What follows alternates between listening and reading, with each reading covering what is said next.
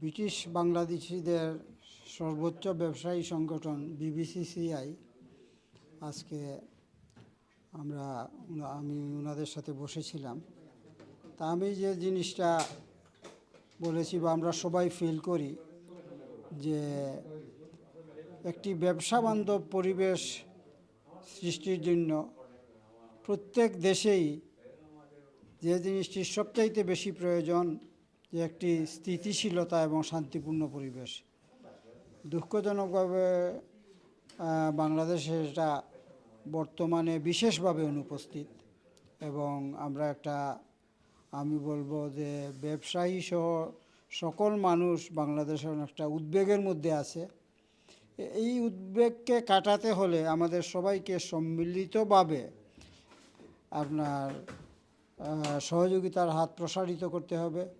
ব্যবসায়ীদের সহযোগিতা প্রয়োজন এবং রাজনৈতিক নেতৃবৃন্দের মধ্যে একটি সৌহার্দ্যের সম্পর্ক আসা সবচাইতে বেশি প্রয়োজন।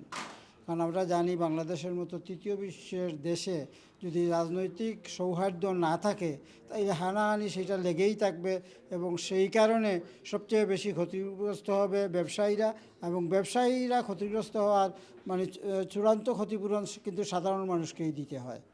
আমরা আরেকটা জিনিস এখানে আমরা একমত হয়েছি যে আমাদের মধ্যে যে যোগাযোগটা এবং সম্পর্কটা আরও বাড়াতে হবে। আমাদের মানে পারস্পরিক দাবি দাওয়া এবং চাহিদাগুলোকে আমরা যেন এখনকার তো গ্লোবাল ভিলেজ, এখন ইনফরমেশন টেকনোলজির যুগ, এখন এটা আমরা যে কোনো সময় যে কোনোভাবে আমরা অনলাইনে করতে পারি, ইমেলের মাধ্যমে করতে পারি, জুম মিটিংয়ে করতে পারি। সেই জিনিসগুলো যেন আমরা আরও প্রসারিত করে আমরা এই দুই দেশের মধ্যে সম্পর্ককে এবং দুই দেশের ব্যবসায়ীদের মধ্যে সম্পর্ককে আরও উন্নত পর্যায়ে নিয়ে যেতে পারি। ধন্যবাদ। আজকে আমাদের নেটওয়ার্কিং প্রোগ্রাম ছিল। আমরা আজকে আমন্ত্রণ জানিয়েছিলাম আমাদের সাবেক প্রেস ক্লাবের প্রেসিডেন্ট মুক্তাবিন নূর ভাইকে।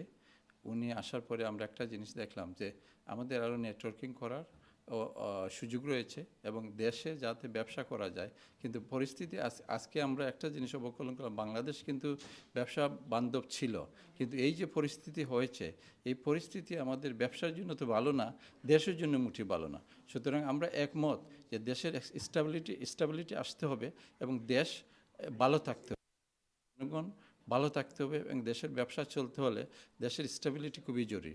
সুতরাং আমরা একমত যত তাড়াতাড়ি সম্ভব বাংলাদেশে একটা শান্তি ফিরে আসুক এবং এই ধরনের অনাকাঙ্ক্ষিত ঘটনা যাতে ভবিষ্যতে না ঘটে এইটা সবার মনে রাখা উচিত। আর বিশেষ করে সরকারের দায়িত্ব রয়েছে এ ধরনের ঘটনা যাতে করতে না পারে একটা সিদ্ধান্ত নেওয়া, যাতে ভবিষ্যতে ব্যবসা বাণিজ্যের উপর এই ধরনের যেন পদক্ষেপ না আসে এবং ভবিষ্যতে যেন ব্যবসা বাণিজ্যের কোনো প্রতিবন্ধকতা না আসে। ধন্যবাদ।